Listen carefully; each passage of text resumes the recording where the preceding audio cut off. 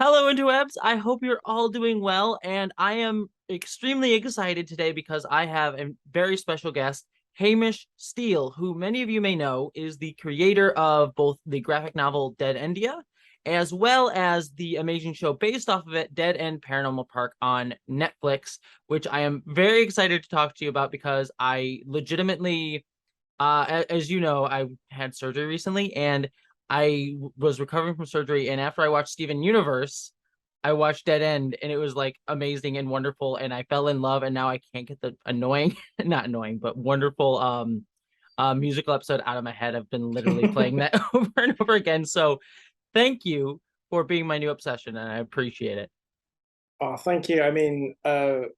Steven Universe is one of those shows that paved the way to make something like Dead End possible. So it's a pretty good double bill, I think. It's like the beginning of that like arc of shows. I think Avatar probably even a little bit before, but after that, like Steven Universe, and then like yours is like the newest. It's like, oh look, this is the arc of all of it. It's like it was like a interesting like way to go about like watching that. Mm. Yeah, I mean, Steven Universe did.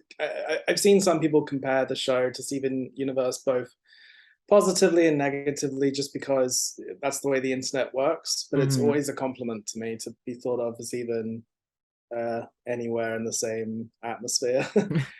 I mean, there's always like the like if you're doing anything in like a similar vein to something, people always compare it's like a like the like Dark Souls in that way. Like Dead End Mhm. Paranormal Park is like the Dark Souls of children's animated cartoon.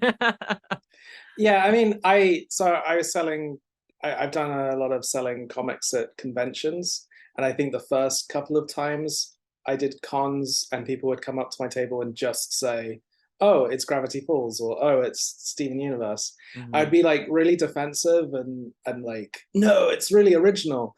And then over time, I realized that's just how some people are complimenting something, Mhm. and yeah, it's fine. And people like those shows. So if it's easy to recommend Dead End to people if you know that they like those other shows. Mhm. No, I always think, I mean, we're always inspired by stuff. I mean, like on my end, like there's YouTubers that I'm inspired by that people like reference, like, oh, you're like this person. I'm like, I take that initially it was just sort of like, oh no, I'm trying to do my own thing. I'm my own unique Mm, person. I'm like, no, I use the same lighting setup. It's like we're all inspired by each other. We're all like learning from each other. I think that's just, I think it's part of like creation and making things. And I think it's a lot of fun. Um, mhm. but yeah, anyways, thank you so much for being here. I really appreciate it. And I'm excited to talk to you. Yeah, I think that I knew you followed me on Twitter, but the reason I was like, oh my gosh, you created Dead End was the moment where I tweeted out like about children's cartoons being like where we start to like push the boundaries of like kids learning to like fight back against like status quo and like form diverse groups of friends and things like that, and how like that always resonates with me and why I still love this type of animation a lot, even as I've grown older, and hopefully not as cynical but probably still cynical, more cynical. And you respond as like, that's what we were hoping to do with Dead End. I'm like, okay, now I need to watch the show. Yeah, I don't know. Some people gave me the advice not to engage with I guess the internet when the show came out, and Mhm. I've definitely maybe responded to things which weren't in the best faith. That like I'm not great at uh, I guess deciphering where people are coming from, and I sometimes try and answer people's questions and realize that they're actually trying to like engineer a gotcha moment. But Mhm. um, I'm from fandom, and I'm chronically online or whatever people call it, and to suddenly pretend like I wasn't gonna Google the show and look at fan cams and TikToks and fan art about it, like that's never going to be me. So um, it to me, it's like still weird that I've made a show. Like Mhm. we made it all in the pandemic. I made it at this desk essentially. Um, and it's come out on a streaming service, which it's still like to some relatives it's like hard to convince it's a real program. um and so yeah, like it to me it's just we made a show, and as I said before we were recording, I'm a big fan of yours, and I saw you talking about cartoons, so thought I'd just um mention ours. On that actual topic of that tweet, it's something I love about kids media and YA is you can have very complicated problems solved with I guess simple solutions. You can solve things with the power of friendship, and you can solve things with just believing in yourself. And you know, that may not be realistic, but I think it's a really nice, optimistic way to kind of introduce kids to the world and to tell them from the off that, because when you're a kid, everything's very, I guess, black and white, but also I remember thinking as a kid, hearing about things and saying, well, that's unfair, or why doesn't that just happen? Why can't people just get along? Like, why can't people just do what's good for everyone? And as you get older and as media gets older, you'd like dig into the whys and the actual complicated problems about everything. But in up to sort of YA, which is kind of where the books at least are placed, you can still acknowledge those complications, but still it doesn't feel ridiculous to like save the day just through teamwork. Yeah. Yeah, I mean, I hadn't really thought about it in that way, but I really like thinking about it because it's like you know, I watch like Dead End and I watch all these other shows, and it's very much like they're just as complex in terms of the interpersonal relationships and the storylines and the things that they're dealing with. Like here, that you literally in this show, you, without spoiling too much for everybody, you literally have like a capitalist like park, and someone's just like manipulating people and demons and things like that. Like there's all this stuff that's going on, and yet it does come down to like simple solutions that are very optimistic in how they portray it, and often from like people working together across different like identities and things like that. And it's like, oh, it's interesting just to sort of look at it through that lens of complicated questions being solved. I would say optimistically, not necessarily always simply, because I think it's kind of nice. Yeah, no, that's really, I hadn't really thought of it that way. That's super cool. I actually want to rewind a little bit because then I want to talk about the show as it is, but I actually want to start off talking about like how you got into this, because I'm always fascinated by how, like, especially when it's like a creator adapting work that they've made before, and like putting it into a new medium, like what that whole process is like. So you initially started off as it was a cartoon Hangover, right? Was the where you first made DeadEndia? Yeah, I've always been I guess lucky that I've had kind of parallel careers, and I'll explain what I mean by that in a second. But I went to animation school, a UK place called Kingston, which is not like a big. It sounds like quite posh, but it's. I was going to say it sounds like everything British, where it's just, where it's like, yes, Kingston, yes. it's a very new place, and I did the course there because it was the only one that did a joint illustration animation course, and I kind of wanted to do both. And in my third and final year, I just saw a Tumblr post that from Cartoon Hangover, which made Bee and Puppycat and Bravest Warriors and a few things, just doing a call for submissions for shorts. And you didn't have to have any credits or anything. So I submitted an idea. I'd already been drawing Barney and Norma, the kind of characters from Dead End, in other little comics, just as the characters I drew. They weren't very formed at that point.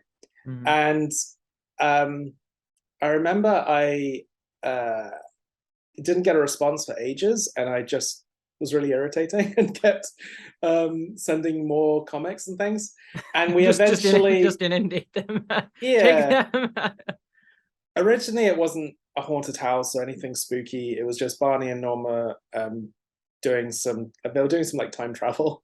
And I remember them saying that like they really liked the characters, but they just needed something that was a bit simpler on the to animate, I suppose. And I love horror, so I basically bundled everything I loved into a script for a 5-minute short, and I was pretty.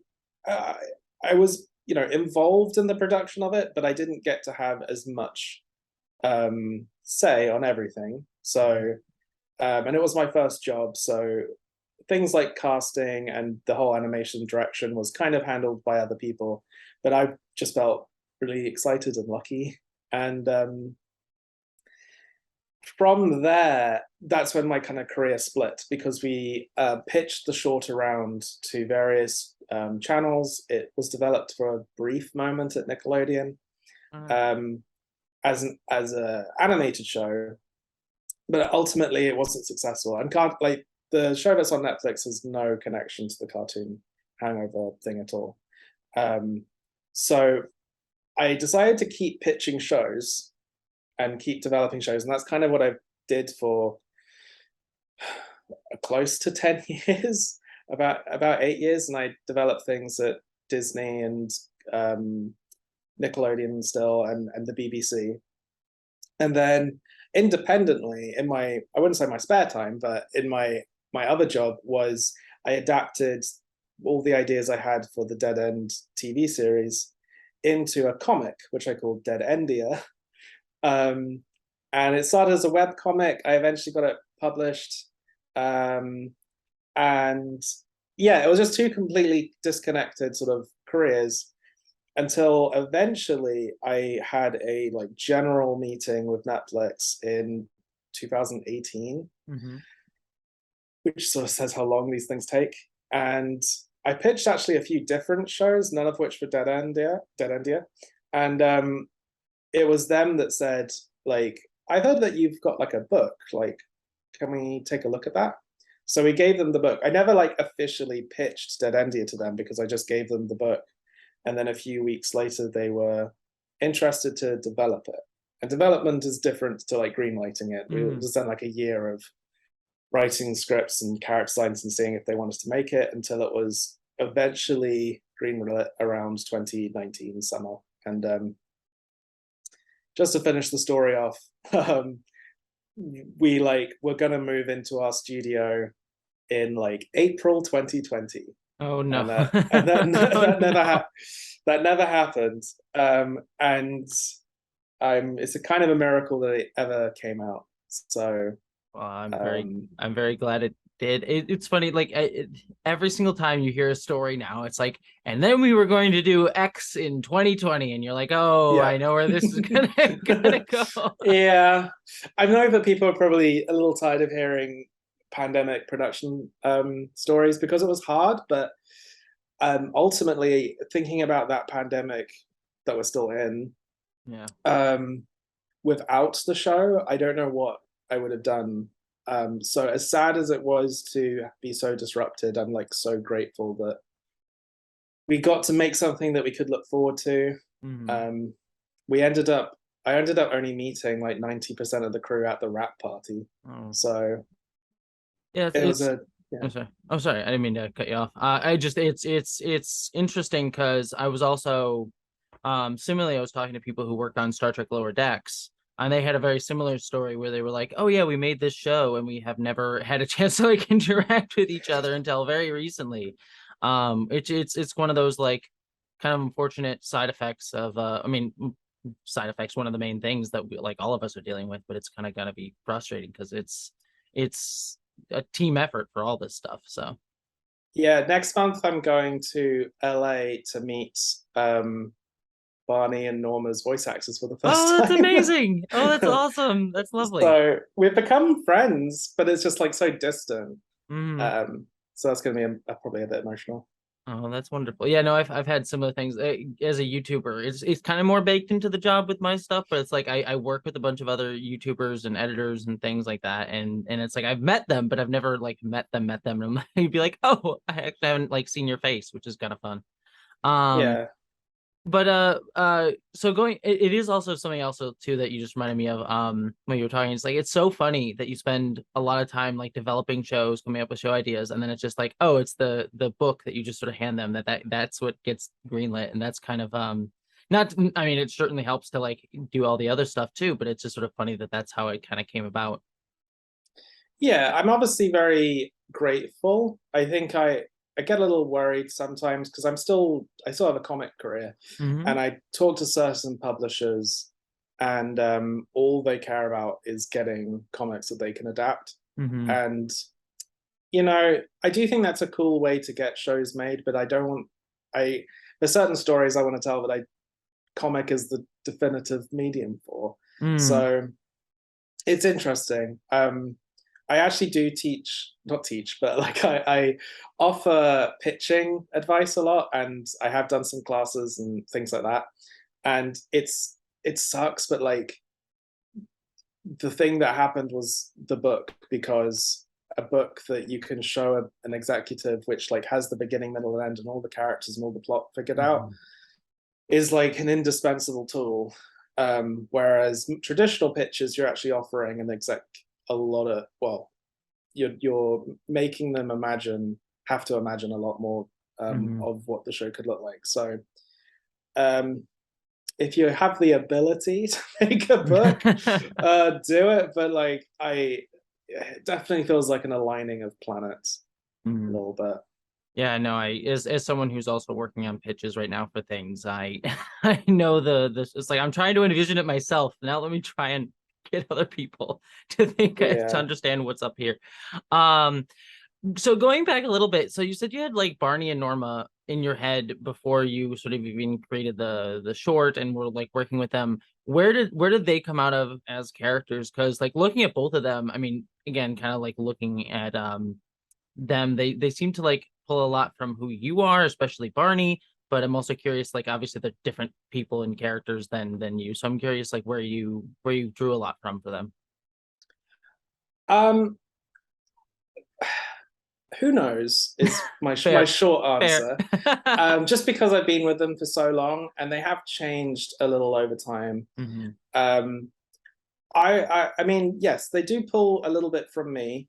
I sometimes describe Barney as who I kind of like want to be, Hmm. because um, everyone loves him, and he's just like really positive. And I put on a lot of weight um, when I was in my 20s, and so I created Hmm. Barney as like a kind of positive fat character that I could dress up and look cool and be the kind of action hero. Um, and then with Norma, she's more like who I think I actually am, Hmm. because Hmm. she's a lot more anxious and nerdy. Um, and I've said this before in some interviews, so I'll do the like quick version. But I Norma was what led me to kind of confront and then get my autism diagnosis. Hmm. Because originally I was just writing her as like hashtag relatable, and Yeah. it was like readers that kept bringing up like I headcanon her as autistic and she's just like me and things like that. And so when we came to make the show, we like decided that that would be canon, and we Hmm. had this consultant come in and read all our scripts, and she said, "Wow, Hamish, you must have done so much research." And I was like, um, I'm and living the research. so I am one of those again pandemic people who like got really introspective, and I think the falling apart of structure made us a lot of us confront sort of things I've been thinking about for a long time. So, Mhm. um, so in that sense, they are quite like me, but obviously they are quite different as well. And you know, one thing that was kind of interesting about making a TV show that was going to be viewed by millions of people is when I was making a Tumblr webcomic, I didn't really think too much about sort of quote unquote representation. I was Mhm. truly just writing a comic about me and my friends and the kind of way I saw the world. And so when we were pitching with Netflix and developing it and getting these consultants in to read our scripts, it was an interesting experience of like, well, this character is just based on my friend. And now I'm having like people analyze the sort of Mhm. is it, is it good representation, etc., etc. So yeah, I mean, I've always said that even though it's about demons, the show is set in the real world, and so I wanted the real world to look like the real world and the world I see around me. So um,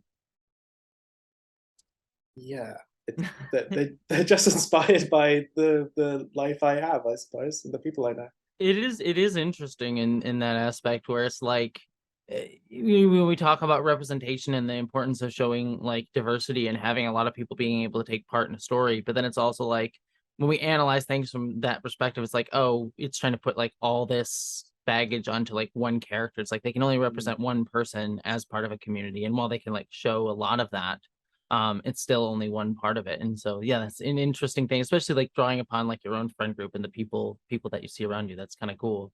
um Pulling on that though, since you brought it up, I'll touch upon Norma first, because like for me, yeah, watching the show, I as someone also on the autism spectrum, I was like, oh my gosh, the best depiction of that I've seen, like very much to the point where like, oh, my Star Trek obsession I see very clearly in her obsession with like the park and why am I blanking?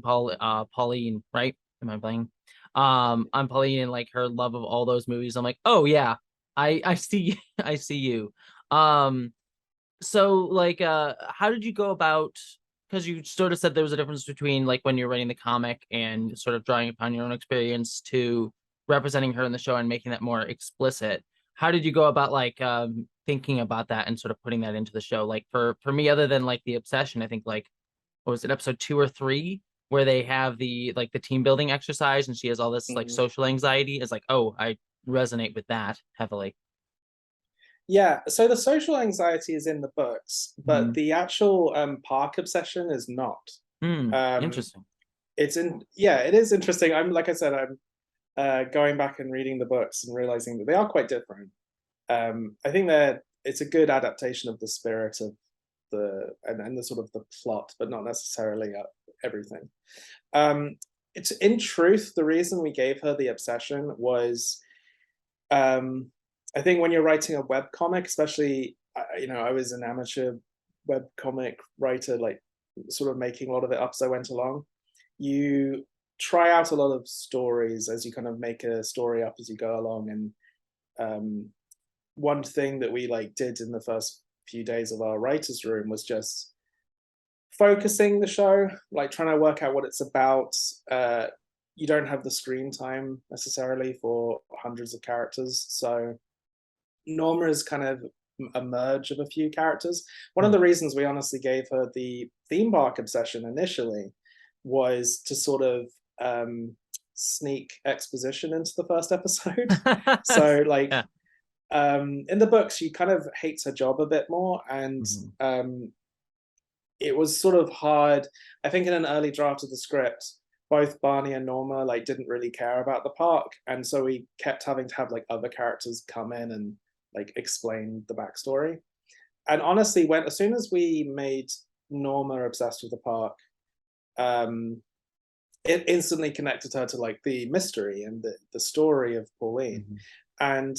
And when it comes to like special interests, something I've not actually really seen before depicted is a special interest in a person, Hmm. which a lot of people have, and I've had over the years. And um, it was our hope that even though I'm trying not to be too spoilery, but how that can um, how that can go wrong, Mhm. but it's not Norma's fault, and it's not Norma's. She doesn't learn the lesson of like not to have special interests. It's only hinted at a little bit, but towards the end of the series, you can sort of see her shifting more to being like fascinated by demons and the Mhm. supernatural and the things that she's kind of interacting with a lot. Um, so it was interesting because it sort of formed naturally over the writing with conversations with that consultant, me going on my sort of journey with autism, and practical reasons of like having a character actually interested in the plot of your show is quite useful. I didn't even Um, think of that. That is super helpful to just have a character who's like, all right, and I'm going to tell you everything you need to know and have it like come out of character. That's super smart, the actually. to the as soon as we decided that for Norma, a lot of the show slotted into place, and especially um, I always wanted a musical episode, but Norma's song in the musical I was episode about to ask about is, that. Yeah. yeah, that was like the reason to justify the musical episode, because we needed her to like had all these like thoughts of Norma, like that how complicated it would be to have all these feelings about um a human person who you've been obsessed with, who has flaws, and how do you reckon with like, you know, what am I if I no longer have that? Like, Mm-hmm. I've had, I've lost um obsessions before, and like I can also like see myself getting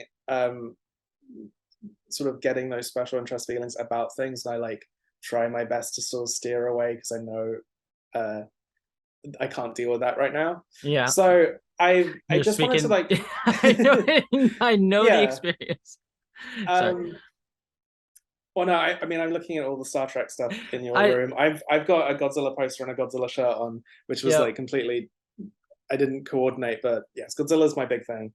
Um As someone who's made a and 3-hour video about Gene Roddenberry and the problematic depictions of that dude, I, yeah, I know the feeling very well. Anyways, I keep cutting but you I off. also think that's healthy, and I think that's when you, that's the difference between like loving something Mhm. and having a special interest, where I'm sure that for that video you um got a lot of pleasure out of learning so much, Mhm. and even if it was hard to hear or made you think, um maybe you sort of reckon with like, is it okay to enjoy this, that's still um that's still the experience of like having a special interest. And I think I wanted to put all of that into the show, but it's like, or describing that right now sounds like a big chunk of text of like a character monologuing about something that a small percentage of the audience will relate to.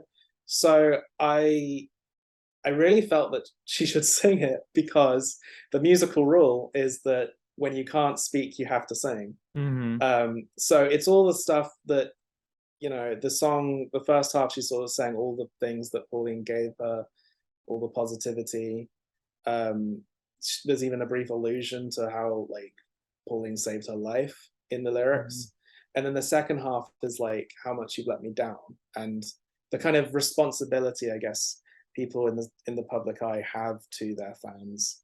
Um, so yeah, that Norma, it's interesting because before the show came out, so much of the press was about Barney, Mhm. to completely understandably. But I kind of knew that Norma was the secret, um, the like Secret weapon or secret weapon, like hiding that as soon. But Barney's story is great, and I'm yeah, very yeah, proud of but it. But like, mhm. um, just no one was really talking about Norma, and then because you need a lot of context, I think, to sort of understand the complicated story with her. But yeah, Yeah, I'm really proud of it. I think you should be. And it's one other thing too that I wanted to mention with her is that if for her song, the visuals of that, just like her minor spoilers for the show, everybody. But like she has Pauline's like fake body on, and then she like looks in the mirror, and there's all this mirror imagery, and sort of then sort of reclaiming her own identity within that. Like just visually, that was very very striking, and I love like the song's great, but also the visuals were wonderful. So I adored that.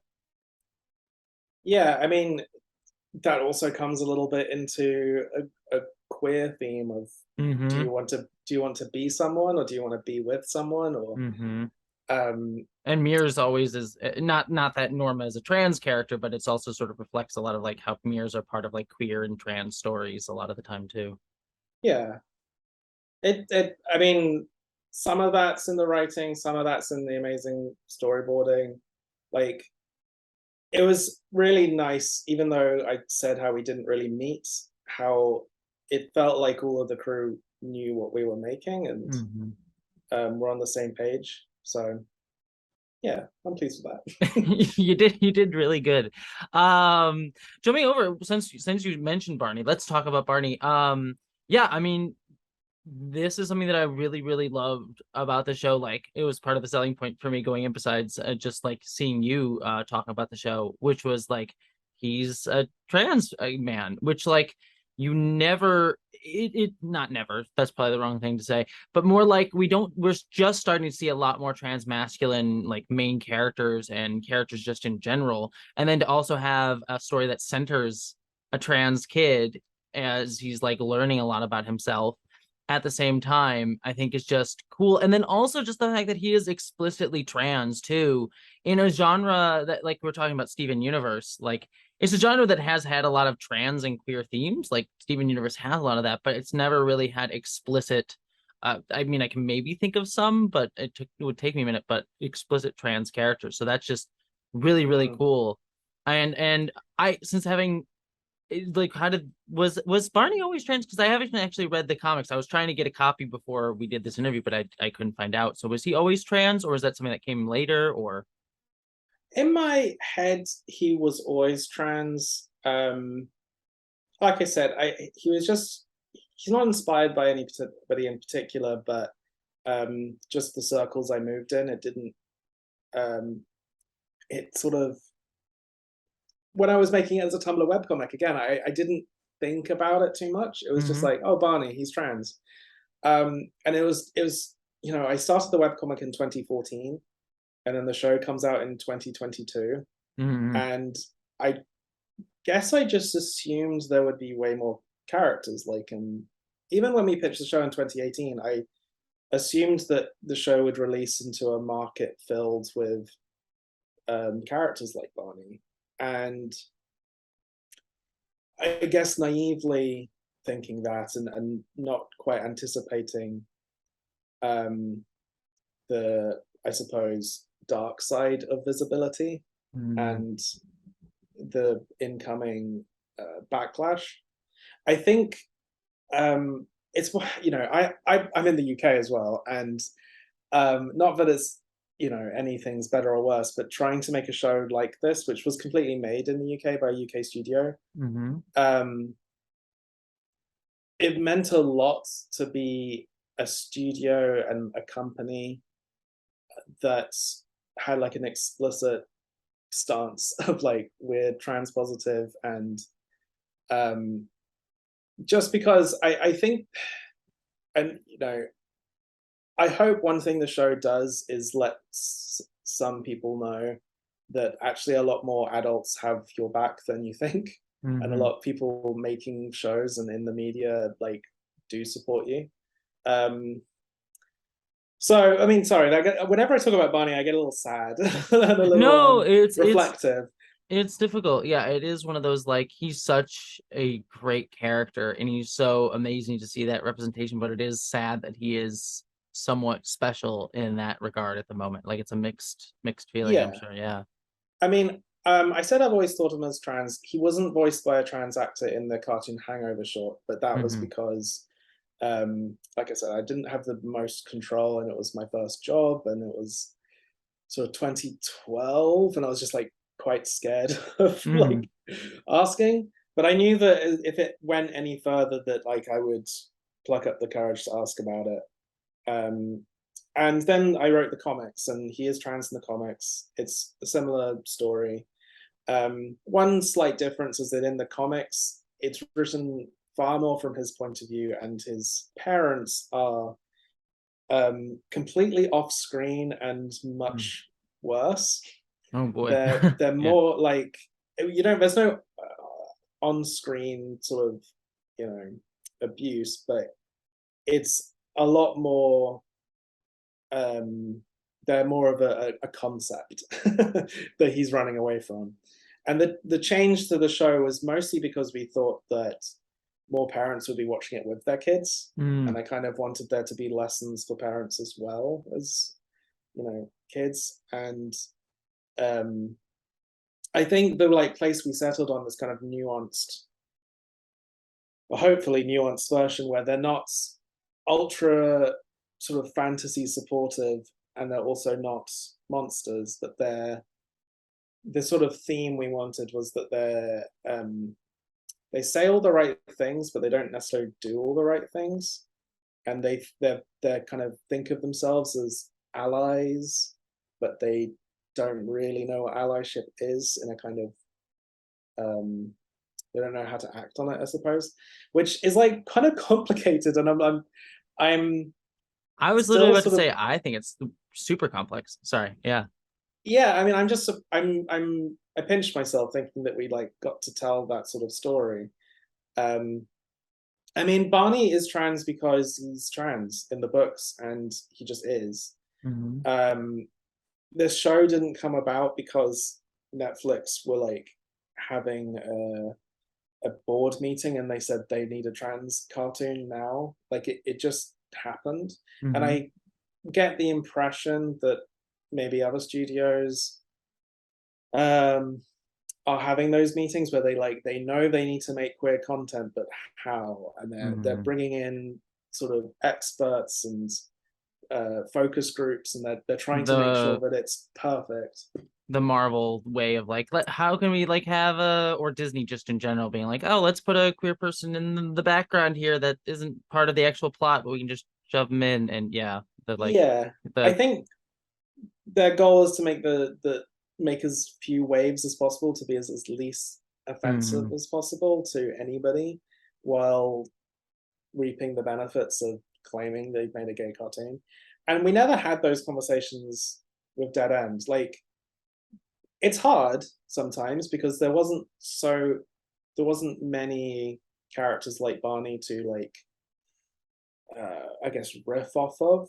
But we Mhm. all ultimately just said that this is Barney's story. It's not quote unquote the trans cartoon that tells you about all trans people. But it is just Barney, and he's flawed and he makes mistakes. But he learns. And like, I don't know, who knows? Maybe in 10 years' time, I'd hope that Barney is considered like trans characters like basic 101, and that we've come so far and there's so much more examples. But we'll see. I don't know. I mean, so many things that I want to go off and talk about here with what you just talked about. I mean, I'll sort of rewind a little bit. Um, Two things. First off, what I love about Barney is he is a trans character, and he does have an element where like his trans, specifically with his parents, is an informative part of his story. And I think I agree with you. Like that storyline is so complex because it's easy, not to say that it's not necessary to see stories like that where the parents are just like explicitly like transphobic, not accepting, that sort of thing. But I think just to show like parents who are accepting but don't necessarily know what that means or how to like do that well, I think is a much more complicated story, and honestly, in many ways, probably feels more relevant to what a lot of people are dealing with today, despite vilification of trans people elsewhere. Not to say again, not worth talking about that. Um, so there's that element of it, but I also love that he is a character who is dealing with so many other things beyond that too. Like it's just a part of his story. Like, but he's also dealing with all this paranormal stuff. He's dealing with like love life and trying to figure that out. Um, and so Yeah, I thought all of that was just made for a really well-rounded character. That was really impressive to see. yeah. I'm.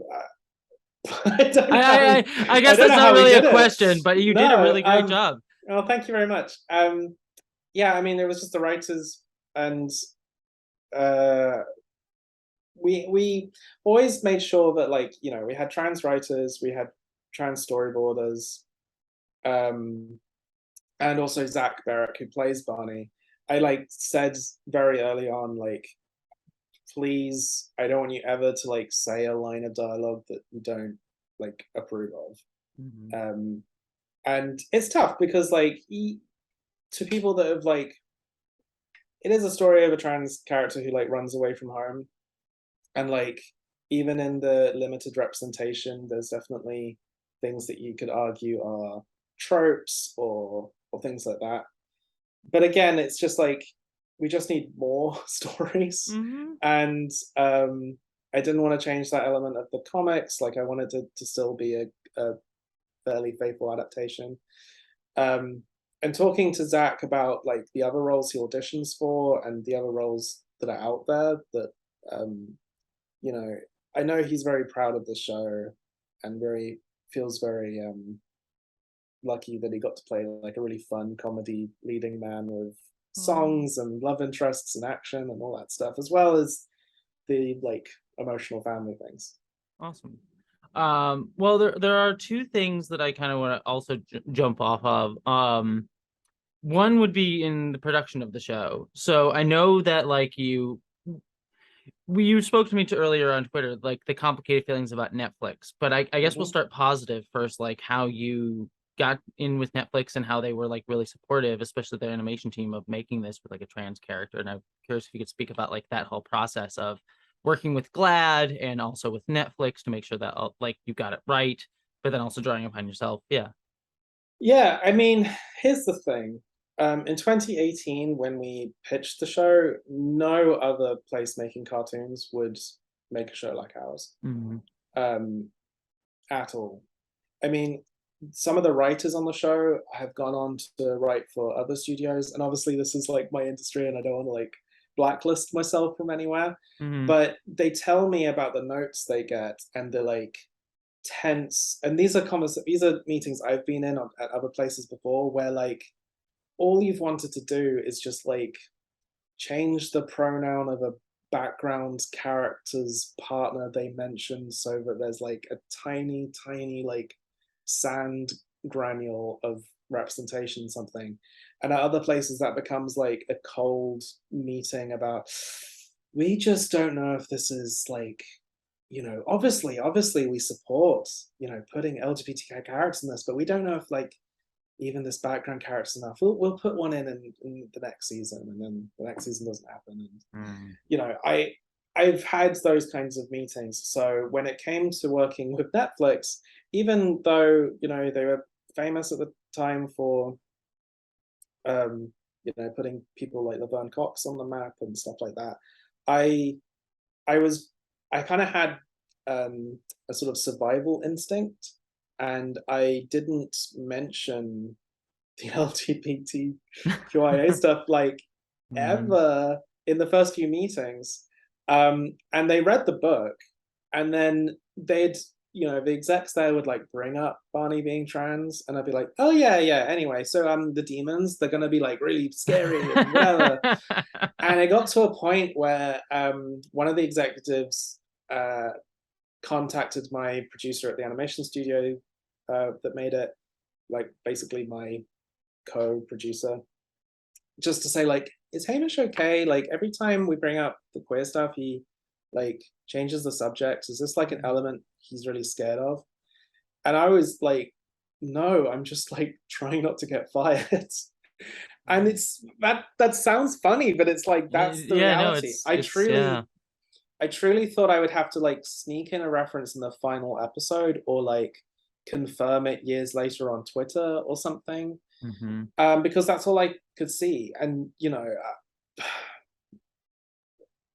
controversial hot take, but it really stings when I see when Pride Month comes along and I see some of these studios celebrate characters from shows they cancelled for being queer, Yep. and they're like, "Look at all the great work we did," and it's like all stuff that was made in spite of them and Hmm. in defiance of them. So I had developed a pretty like fight or flight or flight response, not a fight response. And when they basically said like, no, no, no, that's the reason we want to make the show, and we Mm. like, they actually pushed us to like make it queerer. Um, and we like tried to cast as many queer actors, like not even as the like uh, leads, but just like all the characters, demons, humans, whatever. Um, and so it was just really, really positive from that point of view. And uh, Yeah. yes. Well, we'll get into the negative stuff in a second, but one other thing that I just wanted to think about with that, it's like it's so frustrating to always hear that too, because in a cynical way, I mean, it's still stupid and awful and disgusting, but in a cynical way, I can understand it to the point where it's like, oh yeah, it's like, oh, we don't want to push boundaries. But then I see today, and you don't have to speak on this if you don't want to, because I know you've felt a little bit of it specifically, but it's like I look at things like it's just such minute and like barely scraping the surface representation like Disney stuff, and yet it still gets all this vilification. Like there's a one dude wearing a trans shirt in Baymax and in Disney, and like many conservative groups freaked out about it, and it's like it's like if the people are gonna freak out about that, why not just go full bore with it? Because they're gonna freak out anyways. And I know Yeah. you experienced some of that with, I think it was, again, you don't have to speak about this if you don't want to. And I know Ben Shapiro, I think it was, when like, look at this is what your kids want to show you. And I'm like, it's just a kid like expressing feelings for another boy like we do with straight people. They showing Yeah, I mean, it's the song. hilarious. There's a song between two guys. Um, it's literally a parody. Well, not even a parody, but it's like inspired by Disney songs of Yeah, the right. exact same ilk. So it's when they're like, "Look what your kids are watching." I always respond to stuff like that with Mm-hmm. just like, "Oh, thanks for the promo." Like Mm-hmm. every time, I have like a lot of And again, if you like don't feel comfortable, no, but I have a lot of like Twitter filters and things. So like I barely get notifications unless they're from people I follow. But I can always tell when someone's mad at me because my followers keep going up. Mm-hmm. I get like 1,000 followers in a day. I'm like, I guess some turfs found my tweet or something because Mm-hmm. that's what usually happens. Um, so I don't see. I mean, honestly, all I see is like the fan art and the love and things like that. So That's good. I don't worry too much. Before the show came out, it was mentioned in like some Republican. I don't fully know what it was, like a letter about evil shows, and And it it's was not the honest. demons, it's the trans people. They said that my show was pornography, and I was like, God, you need to watch better porn if that's what you think pornography is. It sounds really Right. boring. Um, so I don't know. I was always far more worried about letting my own community down than Mhm. uh whatever bigots thought. And like I don't take pride in it either. Like I don't, it's like, yay, we did it to anger the bigots, because I know that fighting back can actually do more harm in some ways. Like um so I honestly, I just didn't think about it. We just like made a show that we wanted to make, and it's fun occupying so much free real estate in their heads. No, I know it. I mean, it's the thing that I've learned too doing my own stuff. I mean, some of the stuff I do is directly talking about that in a very Mhm. direct way, but I've also found like the best way to deal with stuff like that is to talk positively and think constructively about like how we like move forward in a positive way, like how we showcase things that make us feel joy or try to educate or try to teach. And not that saying it's not worth saying like fuck fascists and fuck Nazis, but it's more helpful, I think, a lot of the time to just be like, let's try and build this constructively and think of ways we can build things. And I think that ultimately does the work that we want to fight back against the bigots anyways. So It's something I really admire about you, and I, it it's. I think people notice. I I didn't think think. that that positivity, focusing on what you love. Um, I there's a dozen Star Trek shows now, and some of them make people really mad, They and you're really like, do, yeah. it's a Star Trek show. You can just not watch it.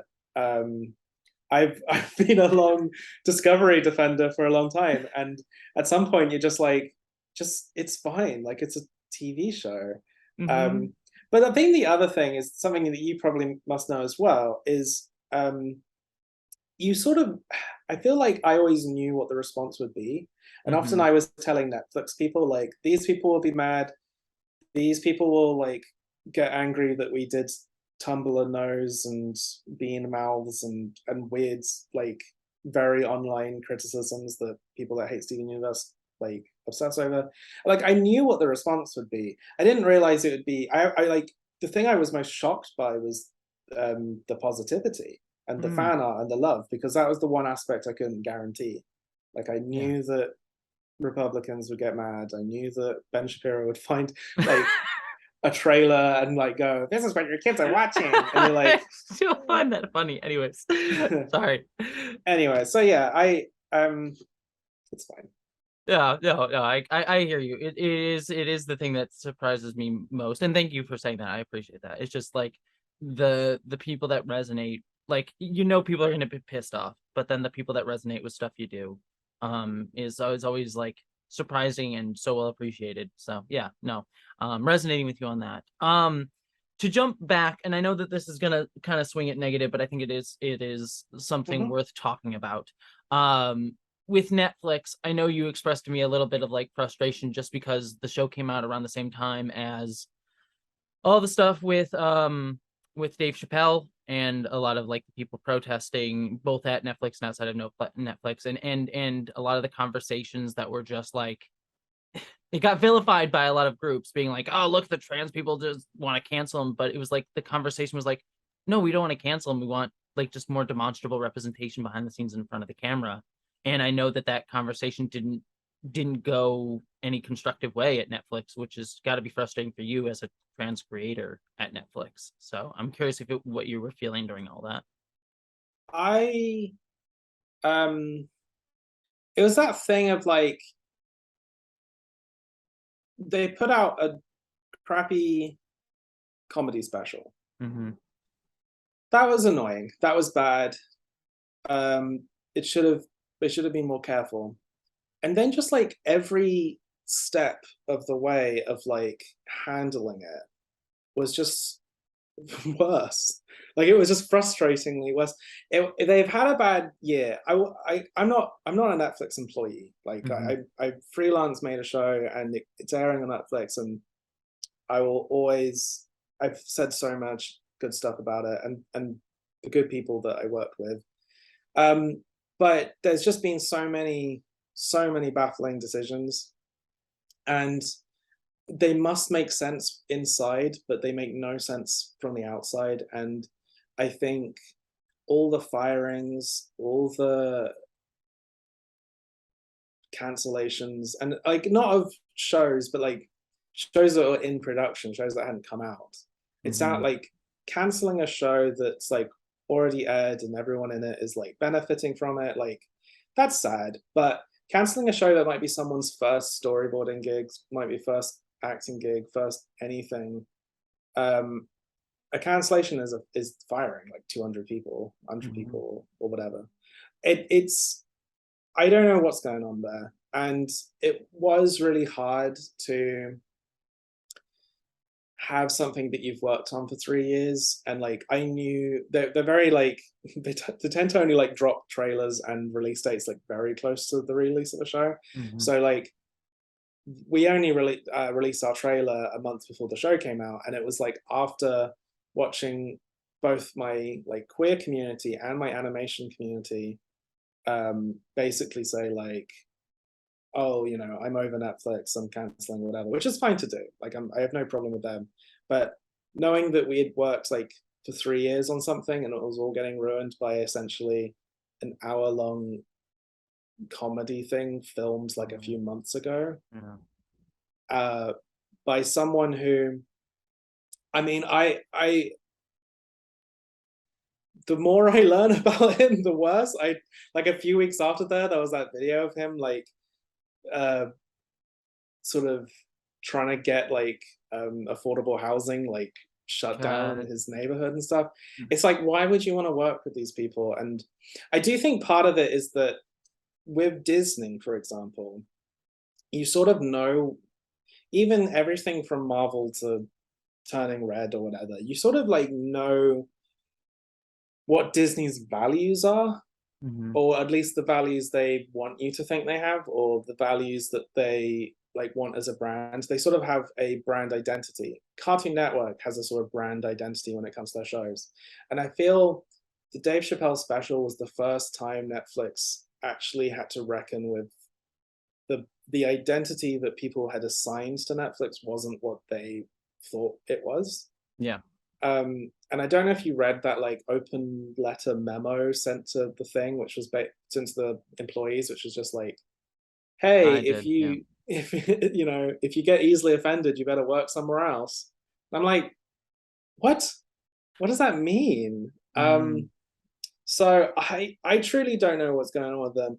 I've been a real before I even worked with them, I was quite a defender for Netflix in terms of animation, again because it was just like they were making a lot of really interesting stuff, lots of interesting styles, and obviously they were the main people I wanted to pitch to for Dead End.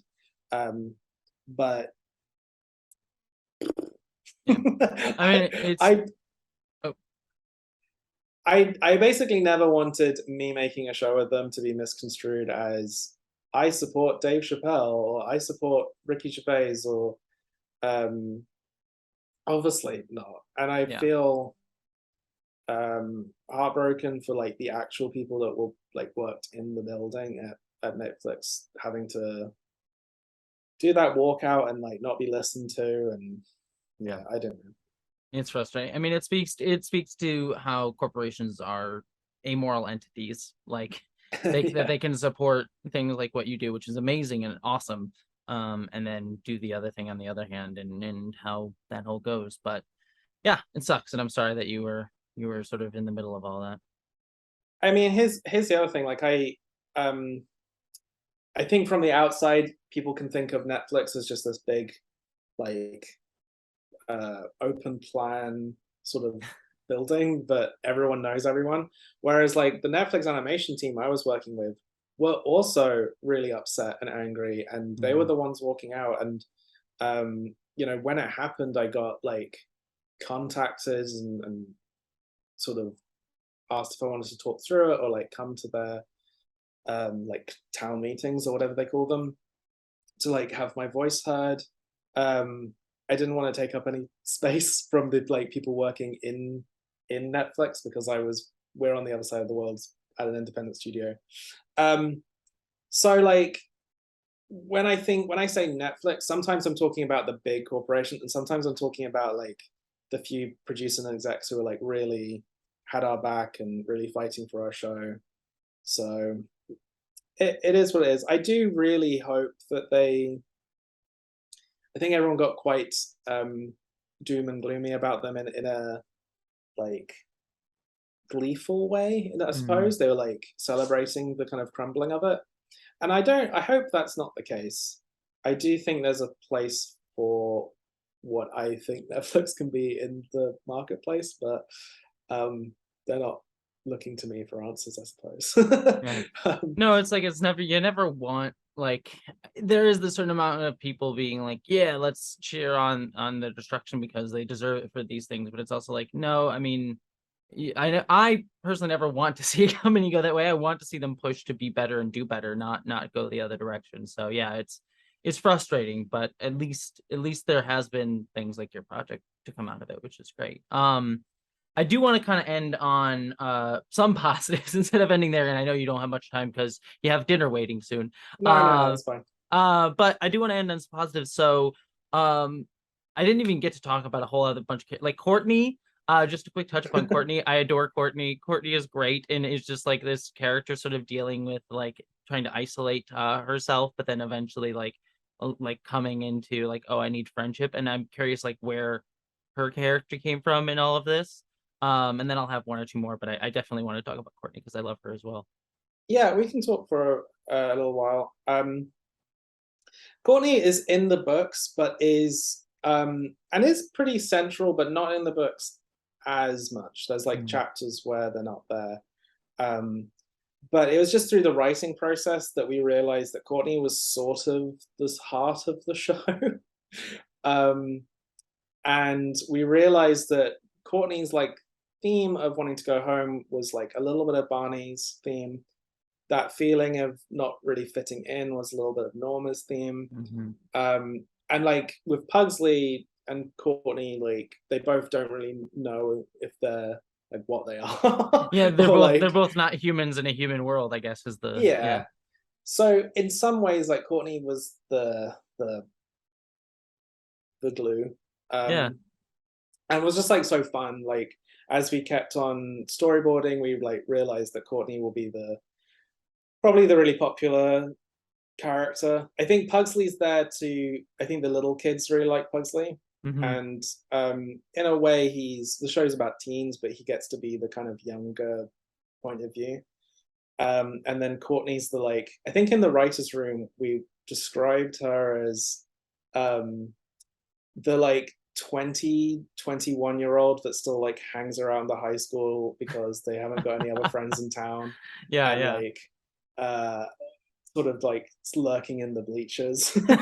um, and that was really fun. And like Courtney's casting was also really weird because we did like all gender casting. Hmm. Alex Brightman, who plays Pugsley, auditioned for Courtney, Oh, and wonderful. a bunch of other people did. But we needed, like, again, if you go to the musical episode, like Courtney belts like some like huge notes, and we needed someone who like could do the kind of demony vibe, but also be the emotional like through line of the show. Hmm. So Emily Osment was really amazing to work with. I mean, Emily is great. I will say, Frankenstein is probably the most like thematically resonant with the entire show in that musical episode. But Courtney's songs, like down there, that's the one I listened to over and over again. Like the very was it inspired by Hunchback of Notre Dame? That was sort of like my read on it. Yeah, everyone says "Part of Your World" from Little Mermaid, but Oh, I see, love I got Notre Dame vibes right off of that.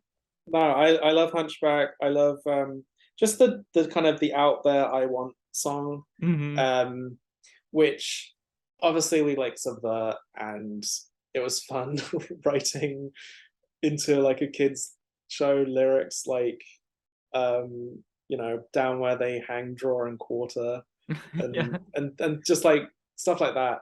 Um, yeah, that was fun. I definitely think that is the most like Mhm. parody-ish of our songs, but that was really fun. Like I mention love something it. from the I love it. show, and I'll just say it was really fun to make. I'm really proud of That's it. good though. But yeah, no, that one's my personal favorite song of all of them. I love that one. Uh, Anyway, sorry. I just had to say it. Uh yeah, the last thing that I do want to kind of end on, just to sort of wrap out, what are some of the things that you are like happiest about that I didn't talk about with the show? Like what are you most proud of with it? hmm. It's hard. I'm proud of so much of it. I'm proud on like a. I think sometimes when people think about, I guess, show running, Mhm. they think about the end result. Like that's a good showrunner because the show is good. To me, I I'm genuinely proud of myself for making a show in a pandemic and like everyone coming out of it unscathed and being really proud of the show. Like the actual process of making the show was so much fun and all the collaboration and that was really great. I'm I'm proud that it's scary. Like I love Yeah. horror, and so I'm glad that there's episodes where we like crank that up to probably the limit of a kids show. Um, I'll be honest with you. Kids horror, like horror in kids movies, is honestly some of the scariest stuff because you can get you have to be very like impressionistic and you can't show things, and that's yes, sometimes scarier to be quite frank. And I think you do a good you job with definitely it. have to be creative when you can't rely on gore and you know other things. Um, I don't know. It's all wrapped up in, and also when you're making a show, you maybe not everyone. Maybe I'll learn how to handle this, but I can only see the faults in it. Mm. Like my job for the last 2 years was to watch clips from the show and point out all the problems, Mhm, and mhm. some of them are still in there. And so it took me a few watches and like a few days after the show coming out to like actually believe it when people said that it was good, Mhm. um, and like be at peace with like what it is. Um, So I don't know. I'm just proud of it. I will point out one thing because we talked about the musical a lot, and we only mentioned Barney and Barney's like love song Yes, yes, I yeah. A negative in the context. sort of in the negative context. That song is one of the moments that like I really teared up in Mm. production. Um, our voice director is Christy Reed, who is also gay. I um, the day that we like just brought Zach in to record the song, we like we were excited. All of the voice records were fun and all the musical ones were really fun. But it was like after the first take where like I was tearing up and Christy was tearing up and we were like, God, we're like doing it. We're doing the thing that we like. Here's the thing. I actually ran I co-hosted a podcast years ago called Box Not Included with someone called Jade Rose, and it was a show about queer representation in media. And in the final episode, we stopped the show because I think in the second last episode, we like tore into Voltron, which I actually hadn't watched and was like more of the listener of the rant. And we decided to end the show because like development was starting on Dead End, and I couldn't announce it on the episode, but in the final episode, I said, I'm going to try and do my best to put my money where my mouth is and like make the show I keep asking for, and try and make the change inside the industry that I keep like wanting to see. And I think it was when we were recording that Barney song that I was like, I think we're doing it. So that is definitely an element I'm very proud of. And I was the one that requested Netflix like make that a clip online. Oh, well, good, because it's a great song. I mean, one of the things I love about that song is it's not even just like the straightforward love song. It's Barney sort of wrestling with like, no, it's not like this isn't. He's just a guy. Like that. I love that it kind of subverts it in a fun way. But you can like you've written the character so well that you know that this is his. Even though he's saying like this isn't what this is, it's clearly not necessarily the case, but also still wrapped up in like he's a kid and he doesn't really know, and this is probably not necessarily the forever relationship too. And so there's just again, it's a very complex song, even in its like Disneyfied simplicity, at least what you're sort of drawing from. I think it's a really you did a really good job with it, and you and the whole team did. So thank you. Yeah. Well, last question. And it'll kind of be a two-parter. I know you can't announce anything or if there is going to be a season 2, but where are things on that as best you can tell me? And then 2, what are you working on next, even beyond that? I'm curious to see what you're excited for. I'll say this. If there wasn't going to be any more, I would probably say so. But I can't. Good to know. I can't speak. I can't speak of where it's going. What I'm working on now, I am going back to comics for a bit. Making a show is extremely intense, and also they take so long to get into production that I'm definitely putting out feelers. I'm pitching some things. I'm developing some things, but I'm not like jumping at every. No, I'm not. I haven't got that many offers, but I'm not instantly like jumping headfirst straight into another production straight away. I'm taking some time. I'm working on comics, and also here's the thing. I mean, Dead End, Paranormal Park, the Netflix show, is like a culmination of a story and characters that I first developed and pitched around 2010, 2011.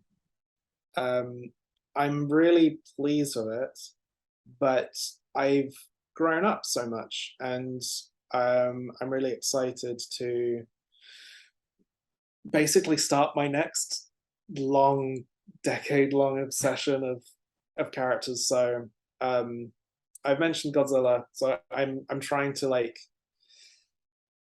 tackle. I loved horror, and Dead End was my horror sort of tribute. I'm now like, what would the Hamish Steele version of kaiju stuff and Godzilla? Oh, that sounds what I like. Love. Ever since I got in more on Pacific Rim, so ever since I saw Pacific Rim, I'm like, oh my god, I need more kaiju stuff. So, and there's not there. I mean, there's some, but there's not a lot of it out there, which is kind of sad. So I'm excited for that. It's a genre that sometimes gets flattened to Monster Destroy City, but there's so many stories you can tell with it. And I like most nerds I know's takeaway from Pacific Rim was like how fascinating the concept of drifting was and all the characters and like all of that stuff. And I just want to like, I want to do my take on it. Yeah. I was Newt Geisler at school, just basically like running around telling everyone how cool monsters were. So yeah. Did you? Sorry, this you just maybe had like a flashback. Did you ever play what was that like that Godzilla fighting game for the Super Nintendo way back in the day, where it's like monsters fighting monsters? I think it's like. Anyways, no one remembers yeah. it, and I adored it. I have played every Godzilla game. I like streamed every single one. So I will have. There's definitely a game called Super Godzilla, which is possibly it. It might be. I don't remember what I just remember as a kid. Maybe we'll have to talk offline. But there was this game I played. I think it was the Super Nintendo. It was just something where like you're in a city, it's like a 3D city or something like that, where you're like just beating everything up. Maybe it was a GameCube game. I don't know. Rampage? Possibly, but it was definitely a god because I remember playing as Mecha Godzilla, and Rampage doesn't have Godzilla. I don't think. I don't know. It was yeah. I'll have to look it up. I'll connect with you about it. But anyways, I didn't mean to take it off there. I just you reminded me of that. I'm like, oh yeah, that was a big part of my childhood that I've forgotten until literally right now. Don't apologize for moving the conversation to Godzilla. fair I enough. tried to move it to Star Trek briefly. I know, and I had to rate because I would have gone off on it, and I'm like, no, let's keep this about you because I'll go up about Star Trek. Yeah. But yeah, no, what was I gonna say? But no, that is actually exciting. I would look forward to seeing whatever that might become. So that's awesome. Is there anything that I didn't talk about that you want to mention? Because I always want to make sure because what I'm interested in is not always what the interviewee is interested in. So I'm curious if there's something I missed. No. When is this going out? This will go out probably next week because Okay. I'm still hiding my face until I have a video where I reveal my face. So this will come out next week once that's done. So Good plan. If I can briefly plug that I'm at FlameCon in New York next month, August 18th, or no, August 20th or something, which will be my first time meeting the public after the show. Come out in like a giant like regal dress, like Yeah. hello, my adoring no. So I would, I'd love to meet people there, and that's where I'm going to be. Awesome. Well, I'm sad that I won't be able to go. I went to FlameCon once years ago, and I want to go back, and I'll actually be in New York the week after, but sadly I won't be there. So have fun. I hope it's a good time. Thank you. Yeah. Okay, yeah, I think that's everything that I had. So thank you so much for doing this. I really appreciate it. And it was an absolute honor to meet you. And thank you for creating an absolutely amazing and wonderful show that I adore. And wonderful characters, and for being a wonderful person. I deeply appreciate you and everything that you do. So the sentiment is very much reciprocated. Thank you very much. And yeah, that's everything, everybody. Thank you so much for watching, and go check out Dead End Paranormal Park because it's amazing. So yeah, see y'all later.